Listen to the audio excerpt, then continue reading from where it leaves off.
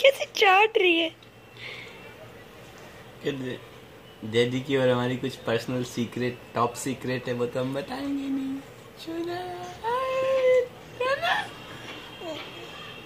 बताना मत तू, मम्मी 2 मिनट प्यार करेगी, बताना मत देना।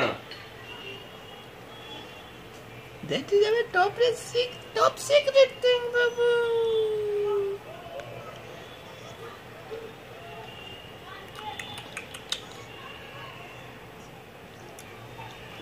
बस अब